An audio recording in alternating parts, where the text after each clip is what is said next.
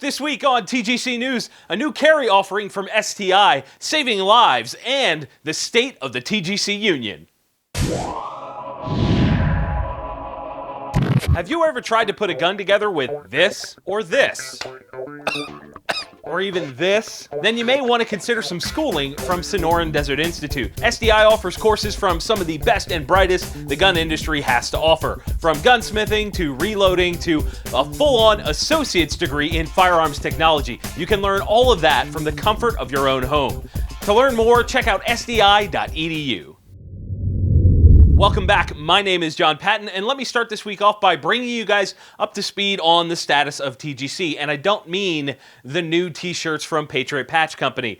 I'm going to do this quickly, so let's hope you understand the significance of all the things I'm about to talk about. First off, the Gun Collective has recently, just the other day, passed 20,000 subscribers on YouTube. 20K in under 1 year of being a thing. The Facebook page obviously is still crushing that number at a staggering 125,000, but every outlet where the shows are released is important to me, so it's incredible to see things like this happen. The other thing I want to say to you guys is that I appreciate the patience you guys have shown for me when I get things wrong here on the show. A couple weeks ago, I said that Freedom Group owned TC, and even though deep in my head I knew that wasn't the case and that Smith & Wesson owned them, I said the wrong thing on the show. I also jumped the gun a little bit with the Iowa thing last week because although my source said that the laws were passed, they had only passed part of the process. I hate it. I absolutely hate it when I get things wrong on the show, and I'm sorry for letting you guys down on that. I don't like doing that. I know that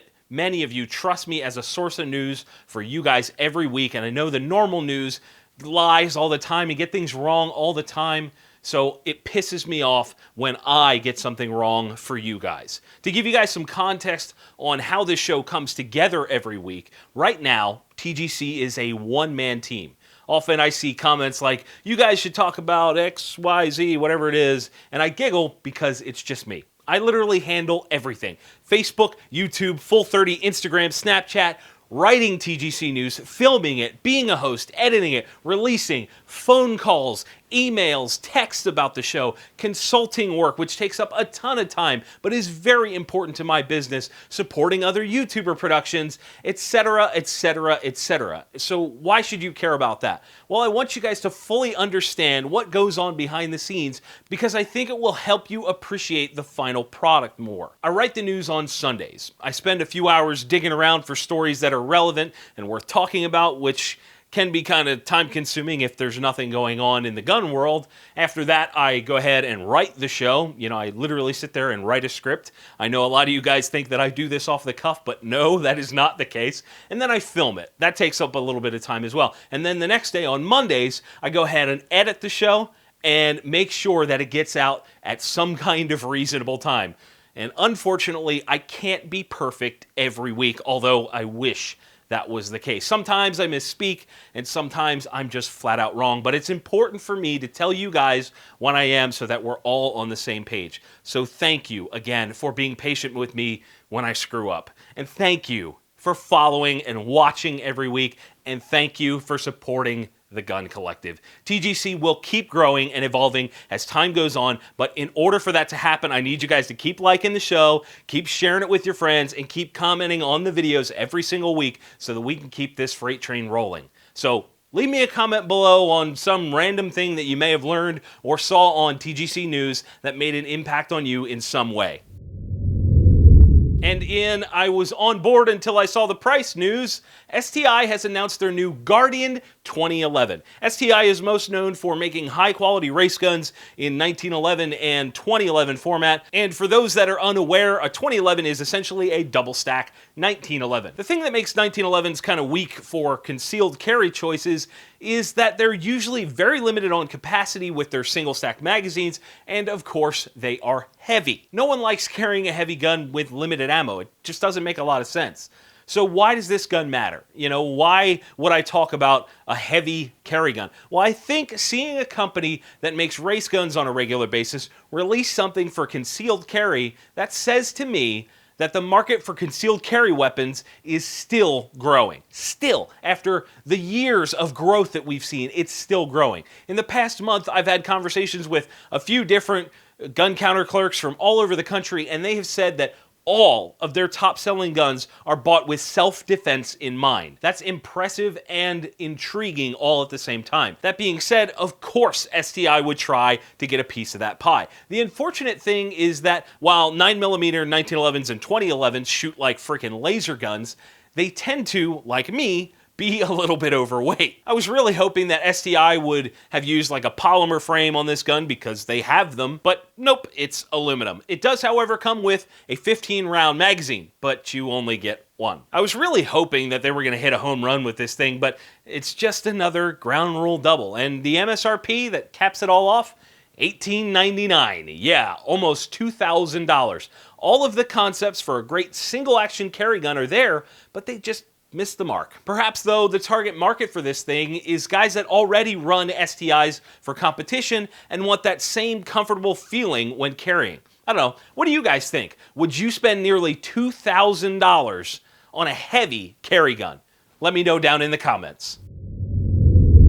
And on hashtag not a review, the segment where I take a product and give you guys a hands-on spotlight, we're taking a look at the Rapid Application Tourniquet System from REFT Tactical. I'm not going to get on a soapbox, but I am a believer that if you train to put holes in someone, you should also train to save someone's life. I actually keep a med kit in the battle wagon for this exact reason. A good tourniquet is an essential part of a good medical kit, and what makes the rats different than other options is the simplicity of it. The thought behind the design is that in high-stress situations, you start to lose fine motor skills, and the more simple you can make a life-saving implement like a tourniquet, the better off you'll be when you need to use it on yourself or someone else. To apply it, you just get as high and tight as possible, loop it around, and then start winding up and lock it in place. If you've never used a tourniquet before on yourself, let me just tell you that it does suck as much as it looks like it sucks. It's not a comfortable thing,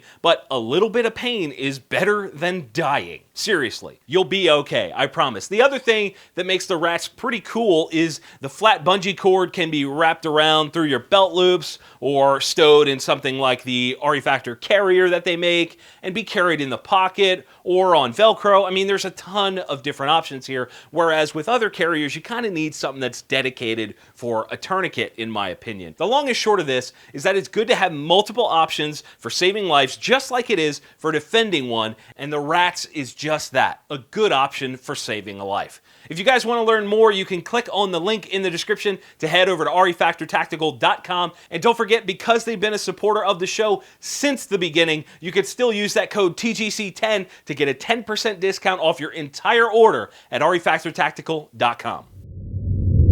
This week's friendly fire question is coming from the TGC Facebook page, where William Ben Mickey McBrien, yeah, that's a heck of a name, says, I carry the same defensive ammo all year round in the South. In the northern states, do you recommend carrying a higher penetrating round in winter and a lower penetrating round in the summer? That's a great question, brother. I've heard people from all over the country ask about carrying different ammo in warm versus cold months. My personal stance is that you should be carrying something that works in as many situations as possible. I don't think there's enough of a difference with good quality ammo that would make heavy clothing really affect the terminal performance of the round. So you should be carrying the same thing all year. My friendly fire question to you guys this week: do you swap your ammo in the colder months? If so, what's in your gun right now? It's starting to warm up. When do you make that switch, if you make the switch? Let me know down in the comments. If you want your question answered right here on the show, you can post that on facebook.com/The Gun Collective,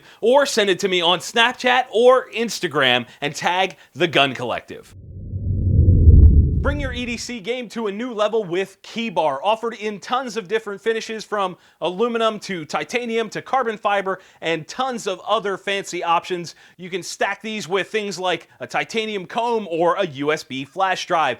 The only limitation is your mind. Use the code TGC10 to get 10% off your entire order at keybar.us. And that is it for this week's show. Guys, you know what to do if you enjoyed the episode. Hit like and share it with your friends. If you didn't, let me know down in the comments so we can talk about it. Do not forget to subscribe. You won't want to miss a single week of the show. And as always, thank you all for watching. We'll see you soon. The shirts worn in today's episode of TGC News were provided by Patriot Patch Company. Click the link in the description to learn more.